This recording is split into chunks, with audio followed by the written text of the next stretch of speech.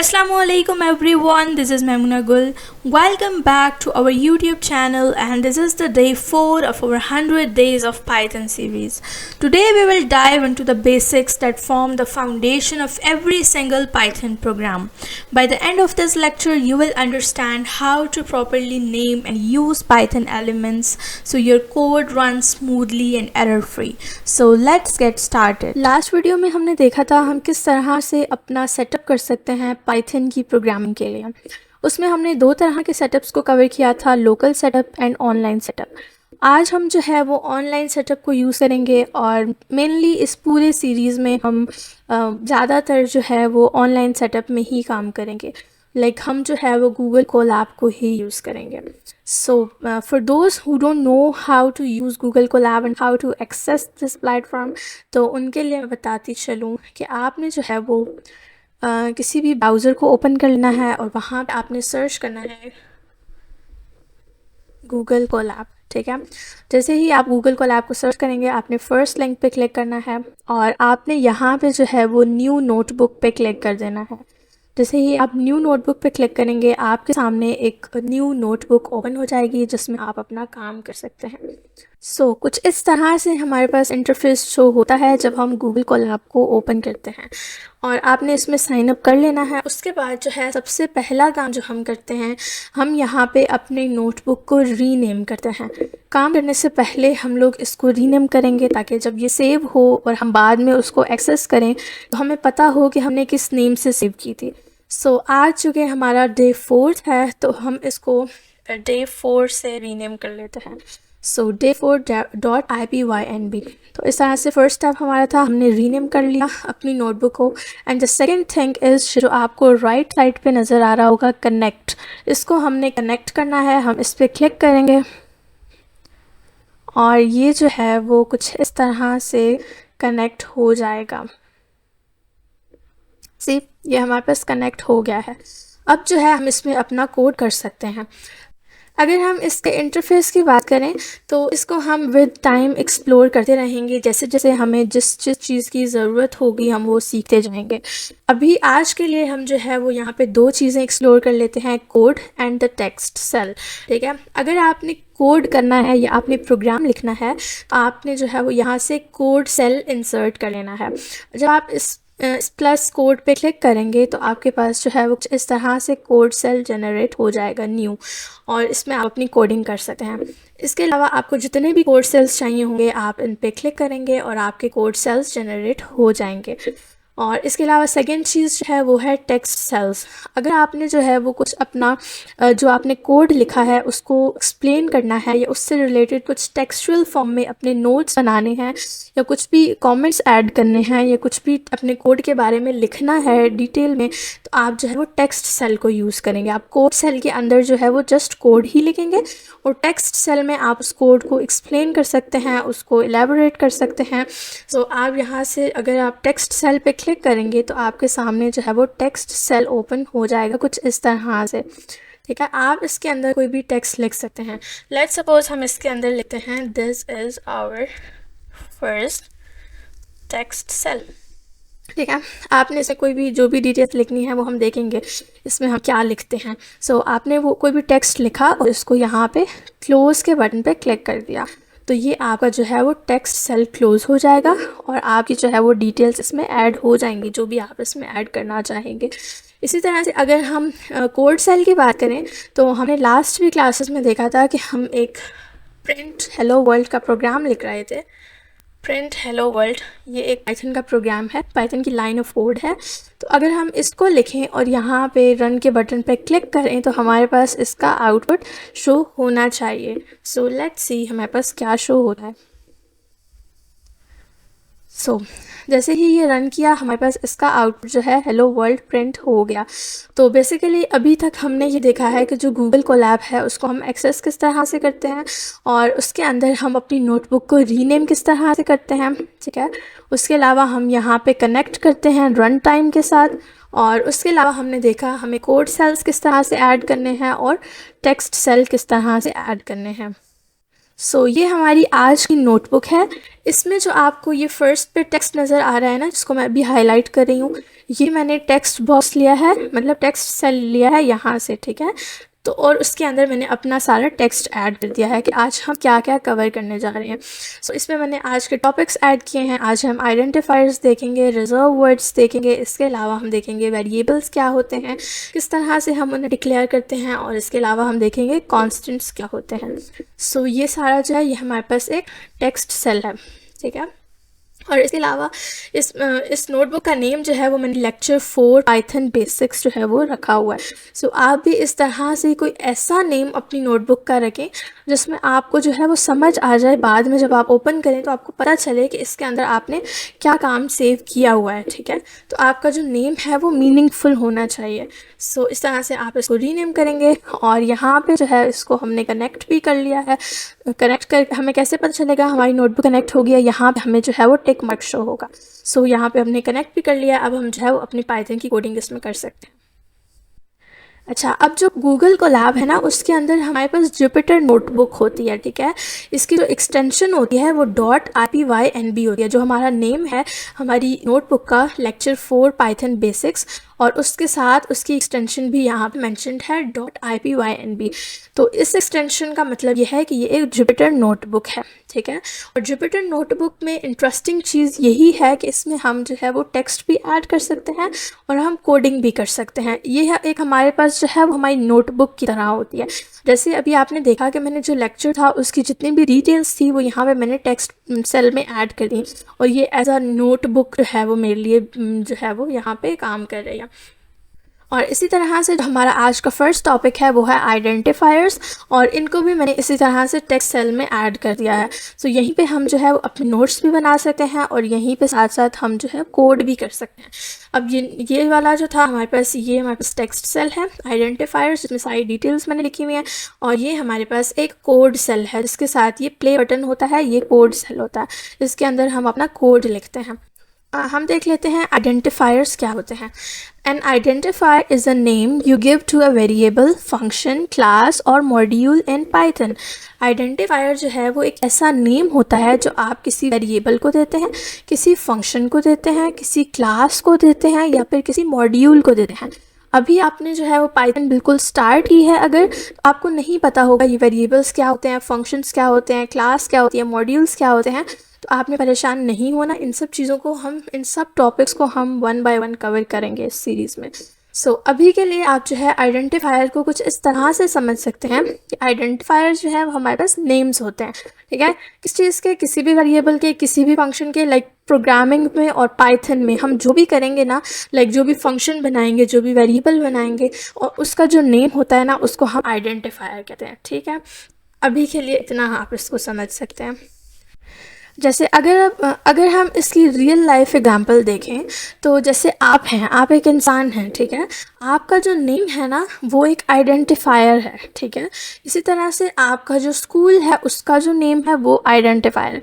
मतलब आइडेंटिफायर क्या होता है, सिंपल वर्ड्स में आइडेंटिफायर क्या होता है, नेम होता है किसी भी चीज़ का, ठीक है। प्रोग्रामिंग के अंदर वो चीज़ क्या होती है, लाइक किस चीज़ का नेम होता है, वो किसी वेरिएबल का हो सकता है, वो किसी फंक्शन का हो सकता है, वो किसी क्लास का हो सकता है, लाइक किसी भी चीज़ का हो सकता है। बेसिकली नेम को हम कहते हैं आइडेंटिफायर, ठीक है। अब यहाँ पे जो है हमारे नेमिंग के कुछ रूल्स होते हैं। हमें बेसिकली हमें जो है वो नेम डिफ़ाइन करना है किसी भी चीज़ का, वेरिएबल का या फंक्शन का, किसी भी चीज़ का।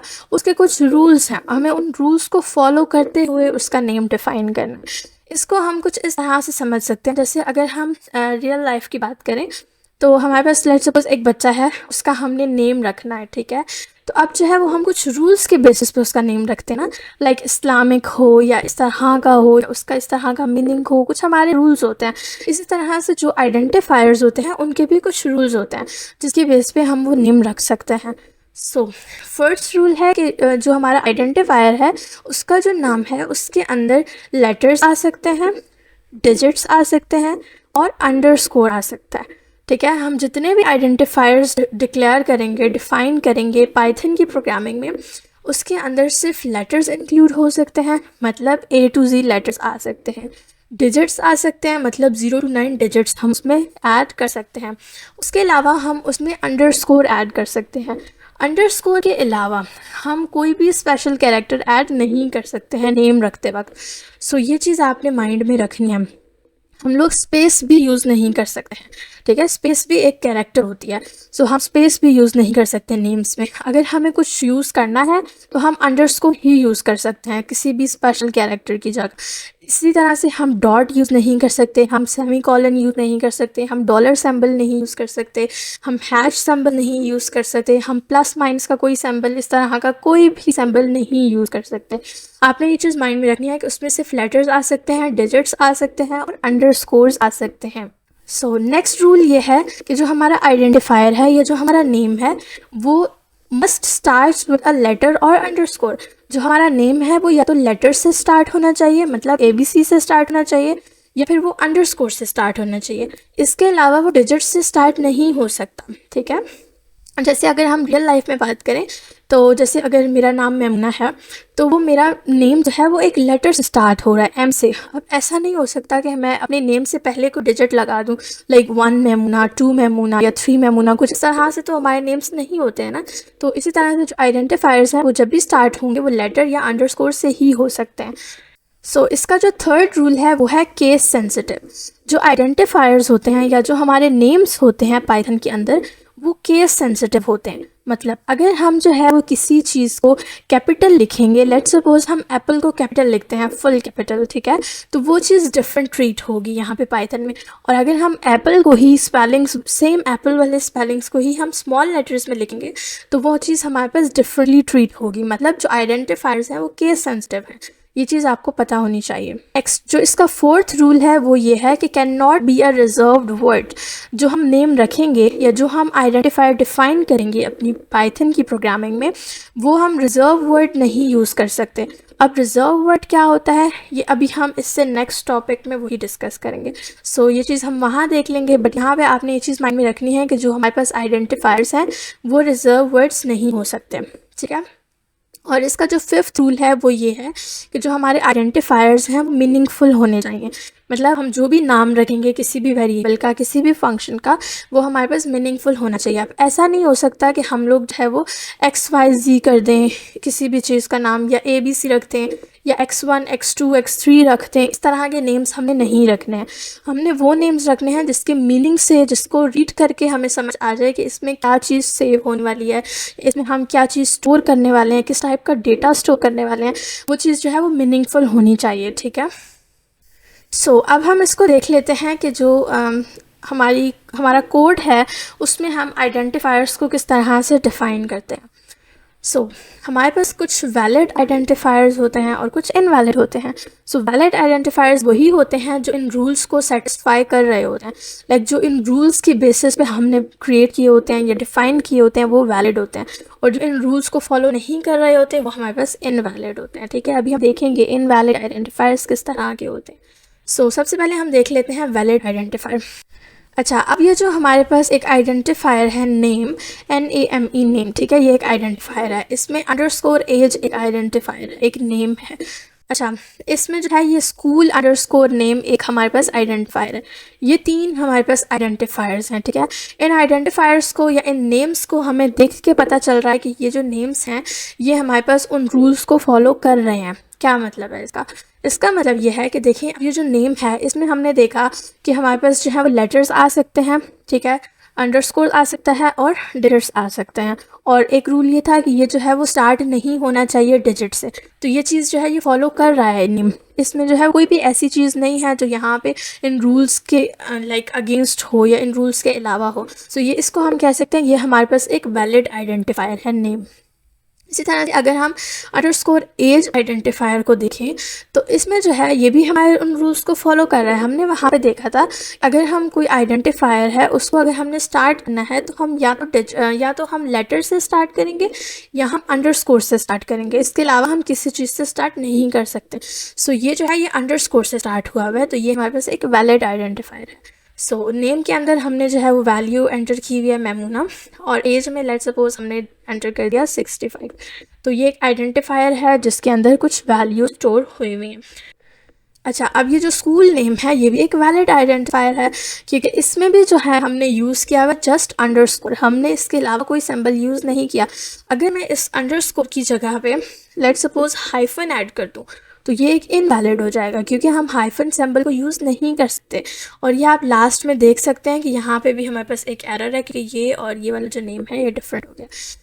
तो यहाँ पे जो है वो हम लेट्स सपोज हम स्टैरिक ऐड करना चाहें, हम कहें कि हमने स्कूल स्टैरिक नेम रखना है अपने आइडेंटिफायर नेम, तो हम इस तरह से नहीं कर सकते, ये हमारे पास एक इनवैलिड है, ये हमें एरर देगा। सो यहाँ पे अगर हमने किसी भी दो नेम्स के दरमियान या कोई भी इस तरह से हमें यूज़ करना है कोई सिंबल, तो हम जस्ट अंडरस्कोर ही यूज़ कर सकते हैं, इसके अलावा कोई भी यूज़ नहीं कर सकते। सो ये हमने जो है वो यहाँ पे देखा कि हम आइडेंटिफायर्स किस तरह से क्रिएट करते हैं। ठीक है, ये 3 आइडेंटिफायर्स थे, name, age and school name. अब नेक्स्ट जो ये वाली लाइन है इसमें हम क्या करें, हमने कहा कि प्रिंट कर दें नेम को। प्रिंट जो है हमारे पास एक बिल्ट इन फंक्शन होता है, एक पाइथन का फंक्शन है प्रिंट, जो कि क्या करता है, जो हमारा जो चीज़ हम उसको कहते हैं उस चीज़ को प्रिंट कर देता है सिंपली। ठीक है, वो उस चीज़ को हमें आउटपुट में शो करवा देता है। अभी यहाँ पे हम इसको कह रहे हैं कि प्रिंट कर दो नेम, तो नेम के अंदर जो वैल्यू होगी वो हमारे पास प्रिंट हो जाएगी। अब नेम के अंदर यहाँ पे हमारे पास क्या वैल्यू है, नेम के अंदर है मैमूना। ठीक है, तो हमें मैमूना प्रिंट हो जाएगा। इसी तरह से अगर हम प्रिंट अंडरस्कोर एज कहें, ये वाली लाइन ऑफ कोड लिखें, तो इससे हमारे पास एज के अंदर जो वैल्यू है वो प्रिंट हो जाएगी, जो कि है 65। इसी तरह से अगर हम स्कूल नेम के अंदर जो वैल्यू है उसको प्रिंट करवाना चाहें तो हम लिखेंगे प्रिंट स्कूल नेम, तो इसके अंदर जो वैल्यू है एलाइट स्कूल, ये हमारे पास प्रिंट हो जाएगी। सो यहाँ पे जो है वो प्ले का बटन है, इस पर जैसे ही हम क्लिक करेंगे तो हमारे पास ये आउटपुट जो है वो शो हो जाएगा, मैमूना 65 एंड एलाइट स्कूल। तो first one is our name, second is age, third is school name. So ये कोड जो है वो कुछ इस तरह से रन हो जाएगा। अब आपके साथ जो है वो ये गूगल कोलैब की नोटबुक शेयर कर दी जाएगी, आपने इन सब कोड्स को खुद रन करना है। ठीक है, और आपने इसको देखना है कि किस तरह से काम कर रहा है, आपके पास किस तरह से आउटपुट आ रहा है। सो नेक्स्ट अब हम देख लेते हैं इनवैलिड आइडेंटिफायर्स किस तरह के होते हैं। इनवैलिड आइडेंटिफायर्स वो सब आइडेंटिफायर्स होंगे, वो सब नेम्स होंगे जिनमें हमने उन रूल्स को फॉलो नहीं किया होगा। ठीक है, जैसे कि अगर हम इस फर्स्ट को देखें तो ये स्टार्ट हो रहा है 2 से। ठीक है, 2 नेम है ये आइडेंटिफायर। तो जो 2 है वो तो एक हमारे पास जो है वो उस चीज़ में अलाउ नहीं था हमारे रूल्स में। हमारे रूल्स में ये चीज़ थी कि आपने जो आइडेंटिफायर है उसको या तो लेटर से स्टार्ट करना है या अंडरस्कोर से स्टार्ट करना है, आप डिजिट से स्टार्ट नहीं कर सकते। और यहाँ पे हमने 2 यूज़ किया हुआ है जो कि एक डिजिट है, तो ये हमारे पास एक इनवैलिड आइडेंटिफायर है।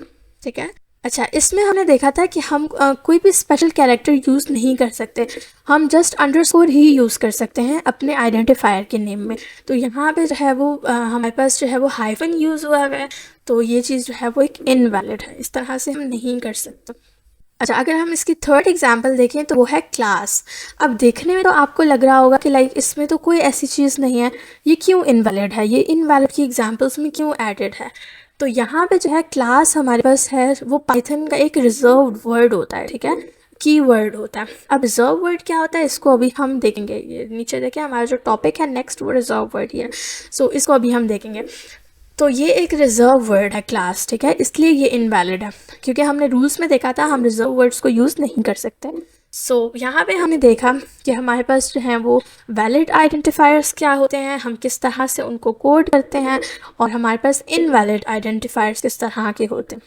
अब यहाँ पे एक टिप मेंशन है अगेन, आपने जो है वो मीनिंगफुल नेम्स को यूज़ करना है, लाइक स्टूडेंट नेम, इस तरह से इसको रीड करके आपको समझ आए कि इसके अंदर क्या वैल्यू स्टोर होने वाली है, हम इससे क्या करने वाले हैं।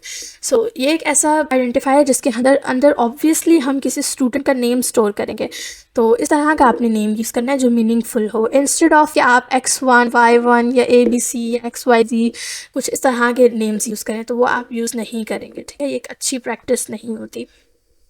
सो जो हमारा नेक्स्ट टॉपिक है वो है रिजर्व्ड वर्ड्स। ठीक है, रिजर्व वर्ड्स को हम जो है वो की वर्ड्स भी कहते हैं। Reserve words are the special words that Python already uses. You can not use them as identifiers. Reserve words जो हैं वो इस तरह के वर्ड्स होते हैं जिनको पाइथन ने ऑलरेडी यूज़ किया हुआ होता है, ठीक है, उसको आप अगेन यूज़ नहीं कर सकते अपने आइडेंटिफायर के तौर पे। अच्छा, अब अगर हम इसकी एक एग्जांपल देखें रियल लाइफ में, अच्छा अगर हम इसको एक रियल लाइफ एग्जांपल समझने की कोशिश करें, जो हमारी कंट्री है पाकिस्तान, उसके जो सिटीज़ हैं लाइक कराची, लाहौर, इस्लामाबाद, ये रिजर्व वर्ड्स हैं, ठीक है। मतलब ये जो नेम्स हैं ये ऑलरेडी किसी सिटीज़ को जो है वो दिए हुए हैं, उनके लिए यूज़ हुए हुए हैं। अब हम ऐसा नहीं हो सकता कि हम लोग जो है वो किसी लाइक न्यू सिटी हो और हम उसका नाम भी अगेन कराची रखते हैं या अगेन हम उसका नाम लाहौर रखते हैं, क्योंकि ये ऐसे वर्ड्स हैं, ऐसे नेम्स हैं जो ऑलरेडी यूज़ हुए हुए हैं हमारी कंट्री में। तो इसी तरह से वो नेम्स या वो वर्ड्स जो पाइथन ने अपनी लाइब्रेरी में या पाइथन ने अपनी प्रोग्रामिंग में पहले से यूज़ किए हुए हैं, आप वो वर्ड्स हैं वो आइडेंटिफायर के तौर पे नहीं यूज़ कर सकते। होपफुली यहाँ पे आपको थोड़ी बहुत समझ आई होगी कि रिजर्व वर्ड्स कौन से वर्ड्स होते हैं जो ऑलरेडी रिजर्व्ड होते हैं, जो पहले से यूज़ हुए हुए होते हैं, ठीक है। सो इसके जो एग्जांपल्स हैं पाइथन में वो कुछ ये वर्ड्स मैंने यहाँ पे मेंशन किए हुए हैं, ठीक है। जैसे if, else, for, while, class, import, true, false, def, इस तरह के और भी बहुत से नेम्स हैं, बहुत से वर्ड्स हैं जो कि रिजर्व हैं, जिनको हम यूज़ नहीं कर सकते। अब अगर आपने ये फाइंड करना है कि वो कौन कौन से वर्ड्स हैं जो रिजर्व वर्ड्स हैं, ये जो ऐसे कीवर्ड्स हैं जो हम नहीं यूज़ कर सकते, तो उसके लिए आप जो है वो सिंपली ये 3 लाइन्स का कोड जो है वो रन करें अपने पास। अभी आपको ये समझने की ज़रूरत नहीं है कि ये इस लाइन ऑफ कोड में हो क्या रहा है, लाइक ये क्या लिखा हुआ है। फ़िलहाल आप जस्ट इसको रन करें और आपके पास जो आउटपुट आएगा, लेट्स सी। सो जब हमने इसको रन किया तो हमारे पास जो ये आउटपुट आया है, तो इसमें जितने भी ये वाले कीवर्ड्स मेंशन्ड हैं, ठीक है, ये सारे कीवर्ड्स जो हैं ये हमारे पास पाइथन के रिजर्व वर्ड्स हैं, ठीक है। सो ये आपने इस चीज़ को रन करके देखनी है। अच्छा, अगर हम वेरिएबल देखें, वेरिएबल क्या होता है? A variable is a container to store data. Variable जो है वो ऐसे कंटेनर्स होते हैं जिसमें हम डेटा को स्टोर करते हैं, ठीक है।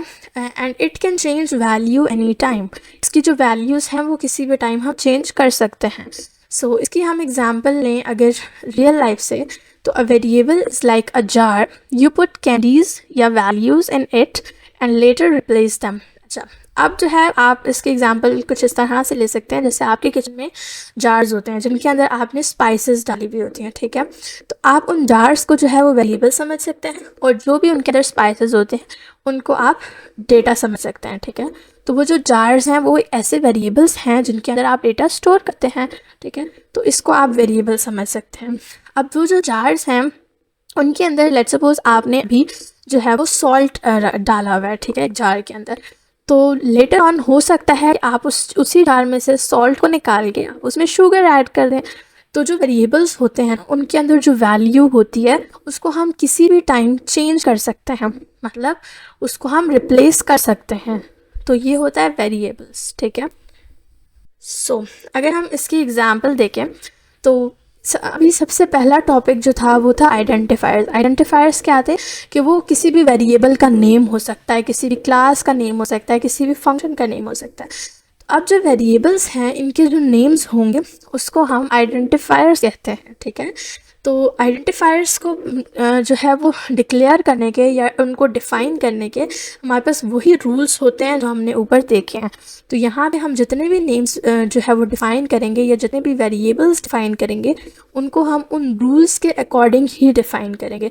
सो फर्स्ट हमारे पास यहाँ पे एक वेरिएबल है एज के नेम से, age is equals to 20। Age हमारे पास एक वेरिएबल है जिसके अंदर हमें 20 वैल्यू जो है वो स्टोर करवाई हुई है। तो अगर हम इसको प्रिंट करें, प्रिंट एज, तो हमारे पास इसकी वैल्यू प्रिंट हो जाएगी। और इसी तरह से अगर जो हमारे वेरिएबल्स होते हैं हमने देखा था कि जो वैल्यूज़ हैं वो चेंज कर सकते हैं हम। इसी तरह से अगर हम एज में अभी उसी एज के वेरिएबल में अगर हम 25 स्टोर करना चाहें, जो कि पहले 20 हमने उसमें स्टोर किया हुआ था एज के वेरिएबल में, तो हम इसकी वैल्यू को अपडेट कर सकते हैं। तो अब जो हमारे पास प्रिंट होगी एज, वो हमारे पास अपडेटेड एज प्रिंट होगी। मतलब अभी जो हमारे पास एज है वो ये 25 एज प्रिंट होगी, ठीक है। अब हम इसको जो है वो रन करके भी देख लेते हैं। सो जब ये वाला वेरिएबल था first one, age is equals to 20, तो हमारे पास जो एज प्रिंट हुई वो थी 20 एज, ठीक है। सो ये आप देख सकते हैं यहाँ पे जो एज है वो 20 प्रिंट हो गई है। उसके बाद जब हमने उसी एज के वेरिएबल में 25 वैल्यू को अपडेट कर दिया और हमने उसको प्रिंट किया, तो हमारे पास जो है वो अपडेटेड एज प्रिंट हो गई, दैट इज़ 25। और इसी तरह से हमने एक और वेरिएबल बनाया नेम, ठीक है। उसके अंदर हमने एक नेम स्टोर किया सारा, और जब हमने उसको प्रिंट किया तो हमारे पास नेम कॉलन सारा प्रिंट हो गया। तो ये हमारे पास वेरिएबल्स होते हैं जिसके अंदर हम कोई डेटा स्टोर करते हैं। सो ये जो एज है ये हमारे पास वेरिएबल है, और 20 जो है वो एक डेटा है या एक वैल्यू है जो उसके अंदर स्टोर हो रही है। So that was all about variable. अब हम देखते हैं कॉन्स्टेंट्स क्या होते हैं। A constant is a value that should not change. Constant जो है वो ऐसी वैल्यूज़ होती हैं जो चेंज नहीं होती हैं, ठीक है। Python does not enforce constant strictly but by convention we use all caps. तो पाइथन जो कॉन्स्टेंट्स हैं वो ऐसी वैल्यूज़ हैं जो चेंज नहीं होती हैं, ठीक है। और जो कॉन्स्टेंट्स हैं उनको हम किस तरह से लिखते हैं, उनको हम ऑल कैप्स में लिखते हैं, मतलब सारे लेटर उसके हम कैपिटल रखते हैं। जैसे अगर आपने मैथमेटिक्स पढ़ी हो तो आपने वहाँ पे देखा होगा जो हमारे पास पाई की वैल्यू होती थी वो कांस्टेंट होती है, वो कभी चेंज नहीं होती है। तो इस तरह की जितनी भी वैल्यूज़ या जितना भी डेटा होता है जो कांस्टेंट होता है, जो चेंज नहीं होता, हम उसको जो है वो कांस्टेंट डिफाइन करके उसके अंदर स्टोर करते हैं। जैसे इसकी एग्जांपल देखें, pi equals to 3.14 and maximum students is equals to 40। अब यहाँ पे जो है वो दो कॉन्स्टेंट्स डिफाइन हुए हैं। एक है पाई जिसको हमने फुल कैपिटल लिखा हुआ है, फुल कैप्स हैं, ऑल कैप्स हैं। और इसी तरह से जो नेक्स्ट हमारे पास कॉन्स्टेंट है वो है मैक्स स्टूडेंट के नेम्स। अब यहाँ पे जो है वो इसकी डेली लाइफ एग्जांपल को अगर हम देखें तो वो हमारे पास हमारी बर्थ डेट की वैल्यू हो सकती है जो कि हमेशा कांस्टेंट रहती है, जो चेंज नहीं होती। तो जो इस तरह की वैल्यूज़ होती हैं अगर हम उसको प्रोग्राम में लिखते हैं, प्रोग्राम में डिफ़ाइन करते हैं, तो हम उसको जो है वो कांस्टेंट की तरह डिफ़ाइन करते हैं। हम उसमें जो है वो ऑल कैप्स यूज़ करते हैं उसको डिफ़ाइन करने के लिए। सो अगर हम इसकी एग्जांपल देखें तो यहाँ पे जो पाई है उसको हमने ऑल कैप्स लिखा, तो हमें ये देखने से ही समझ आ जाएगा कि ये एक कांस्टेंट है, इसकी वैल्यू चेंज नहीं हो सकती। सो पाई इज इक्वल टू 3.14, हमने इसकी पूरी वैल्यू डिफाइन कर दी। और इस तरह से अगर हमारी कोई क्लास है और उस क्लास के अंदर हमने देखा कि मैक्सिमम स्टूडेंट्स कितने हैं हमारे पास, जो कि हमने यहाँ पे 40 लिए हैं, तो ये भी एक कांस्टेंट है। एक पर्टिकुलर टाइम तक जो हमारे वो स्टूडेंट्स हैं वो हमारे फिक्स रहेंगे, लाइक वो चेंज नहीं होंगे। तो इस तरह की कोई भी वैल्यूज़ जो हैं वो जो चेंज नहीं होती हैं, जो हमारे पास जो है वो कांस्टेंट रहती हैं, फिक्स्ड रहती हैं, उसको हम कांस्टेंट्स में डिक्लेयर करते हैं, कांस्टेंट्स के थ्रू डिक्लेयर करते हैं। और अब जो है हमने क्या किया, हमने प्रिंट के थ्रू पाई की वैल्यू प्रिंट कर दी और प्रिंट फंक्शन के थ्रू हमने मैक्सिमम स्टूडेंट्स की वैल्यू प्रिंट कर दी। सो अब हम क्विक रिकैप देख लेते हैं। सबसे पहले हमने देखा आइडेंटिफायर क्या होता है। आइडेंटिफायर जो है वो हमारे पास नेम होता है किसी वेरिएबल का, फंक्शन का, क्लास का। फिर हमने देखा रिजर्व वर्ड्स क्या होते हैं या कीवर्ड्स क्या होते हैं। तो ये ऐसे वर्ड्स होते हैं जो आप यूज़ नहीं कर सकते आइडेंटिफायर के तौर पे। नेक्स्ट हमने देखा वेरिएबल क्या होता है। तो वेरिएबल जो है वो कोई भी कंटेनर्स होते हैं जिनके अंदर हम डेटा को स्टोर करते हैं, जो चेंज हो सकते हैं, ठीक है। उसके बाद हमने देखा कॉन्स्टेंट्स क्या होते हैं। कॉन्स्टेंट्स हमारे पास फिक्स्ड वैल्यूज़ होती हैं जो चेंज नहीं हो सकती हैं। सो अगर हम इनकी डेली लाइफ एनालिसिस को देखें तो जार जो था वो हमने एज वेरिएबल जो है वो समझने की कोशिश की थी जार को। और अगर हम कांस्टेंट की बात करें तो वो हमारे पास बर्थ रेट हो सकती है हमारी। और अगर हम रिजर्व वर्ड्स की बात करें तो वो हमारे पास स्ट्रीट के साइंस हो सकते हैं। जैसे हमारे डिफरेंट साइंस होते हैं ट्रैफिक के या स्ट्रीट्स के, तो इनको हम चेंज नहीं कर सकते, ये हमारे पास रिजर्व्ड होते हैं और ये पहले से जो है वो डिफाइंड होते हैं। ऐसा नहीं है कि अब हम स्टॉप के लिए कोई नया साइन बना दें, तो ये जो है वो हमारे पास पहले से रिजर्व्ड होते हैं, इनको हम रिजर्व वर्ड्स कहते हैं। उसके बाद हमने देखा जो हमारे आइडेंटिफायर्स होते हैं वो हमारा नेम हो सकता है, किसी भी चीज़ का जो नेम है उसको आइडेंटिफायर कहते हैं। और उसके हमने कुछ रूल्स देखे कि हम किन रूल्स की बेसिस पे आइडेंटिफायर्स को जो है वो डिक्लेयर करते हैं। तो यहाँ पे जो है आपके लिए कुछ टास्क्स हैं, कुछ एक्सरसाइजेस हैं, आपने इनको सॉल्व करना है और इसको हमारे फेसबुक ग्रुप में भी शेयर करना है और आप कमेंट बॉक्स में भी बता सकते हैं। So our first task is create 5 variables, ठीक है। आपने 5 वेरिएबल्स क्रिएट करने हैं अपनी एज, अपने नेम के लिए, अपनी एज के लिए, सिटी के लिए, फेवरेट फूड एंड हॉबी। आपने इन सब चीज़ों के लिए एक एक वेरिएबल डिक्लेयर करना है, क्रिएट करना है, और आपने उसकी वैल्यू जो है वो प्रिंट करनी है यूजिंग प्रिंट फंक्शन। ठीक है, इसका जो है वो मैं एक पार्ट आपको करके दिखा देती हूँ, नेक्स्ट आपने उसी तरह से करना है। ठीक है, अभी हम जो है वो नेम के लिए एक वेरिएबल क्रिएट करते हैं और उसको प्रिंट कर लेते हैं। सो इसके लिए हमें क्या करना है, हम यहाँ से एक कोड सेल लेंगे। ठीक है, जैसे ही हम यहाँ पे आवर करेंगे ना तो ये कोड सेल आ जाएगा, अदरवाइज़ हम यहाँ से भी ले सकते हैं। ठीक है, सो अगर हम एक कोड सेल लेते हैं और इसके अंदर हम एक वेरिएबल डिक्लेयर करते हैं नेम। ठीक है, इसमें हम अपना नेम स्टोर करेंगे। सो नेम इक्वल्स टू, मेरा जो नेम है वो है मैमूना गुल। ठीक है, तो इसको मैंने कुछ इस तरह से लिख दिया। अब यहाँ पे एक चीज़ आपने माइंड में रखनी है, वो हम बाद में आने वाले लेक्चर्स में देखेंगे भी। जो हमारे पास टेक्स्ट की फॉर्म में डेटा होता है ना, उसको हम स्ट्रिंग्स कहते हैं। ठीक है, और टेक्स्ट फॉर्म में मतलब ये जो हमारे पास लेटर्स हैं, ये फुल लेटर्स हैं ना, जैसे नेम्स में भी लेटर्स ही आएंगे। और इसके अलावा हमारी जो सिटी नेम है वो भी ऑफ कोर्स हमारे पास टेक्स्ट की फॉर्म में ही होगी, हॉबी भी और फेवरेट फूड भी। तो इस तरह की जितनी भी चीज़ें होती हैं जो टेक्स्ट की फॉर्म में होती हैं, उनको आपने डबल कोट्स के अंदर लिखना होता है। ठीक है, जिस तरह से मैंने अभी लिखा हुआ है। और जो इसके अलावा जो हमारे पास न्यूमेरिकल या डिजिट्स की फॉर्म में चीज़ें होती हैं ना, जैसे एज है, उसका आपने जो है वो डबल कोट्स में नहीं लिखना। इसको हम डिटेल में देखेंगे ये क्या क्या होता है, डेटा टाइप्स कौन सी होती हैं और किसको किस तरह से हम लिखते हैं। सो अभी के लिए आपके लिए जो है वो इतना ही काफ़ी है। सो यहाँ पे हमने क्या किया, हमने एक नेम का वेरिएबल डिफ़ाइन किया, उसमें मैंने अपना नेम जो है वो स्टोर करवाया। और अब हम इसको क्या करेंगे, नेक्स्ट स्टेप था हमारा, हमने इसकी वैल्यू को प्रिंट करना है। सो हम प्रिंट फंक्शन को यूज़ करेंगे और इसके अंदर हम लिख देंगे नेम। तो यहाँ पे ये फंक्शन क्या करेगा, जो हमारी नेम की वैल्यू है जो कि मैमूना गुल है, ये हमारे पास प्रिंट हो जाएगी। तो अब हम इसको रन करके भी देख लेते हैं, प्रिंट मैमूना गुल। तो जैसे ही ये रन हुआ तो हमारे पास यहाँ पे आउटपुट में मैमूना गुल शो हो गया। सो यहाँ पे आपने क्या करना था, टास्क 1 में आपने इस तरह के और भी वेरिएबल्स बनाने हैं एज, सिटी, फूड और हॉबी के लिए। ठीक है, एक मैंने आपको करके दिखाया, बाकी आपने खुद करना। इसी तरह से जो है वो नेक्स्ट टास्क है हमारा, आपने जो है वो 2 कॉन्स्टेंट्स क्रिएट करने हैं, एक बर्थ ईयर के लिए और एक मैक्स स्कोर के लिए। ठीक है, और आपने उनको प्रिंट करना और आपने ये चीज़ फॉलो करनी है कि वो ऑल कैप्स होनी चाहिए। ठीक है, ये चीज़ हमने देखी थी कि जो कॉन्स्टेंट्स हैं उनको हम ऑल कैप्स में ही लिखते हैं। सो अगर हम इसको भी रन करके देख लें, एक एग्जांपल इसकी भी। सो हमारे पास था बर्थ ईयर। ठीक है, सो हम कैपिटल में लिखेंगे birth year equals to, let's suppose 1947, let's suppose. ठीक है, आपने इस तरह से कोई भी अपनी बर्थ ईयर यहाँ पे लिखनी है। ठीक है, जो कि कांस्टेंट होगी, जो कि आपके लिए चेंज नहीं होती है।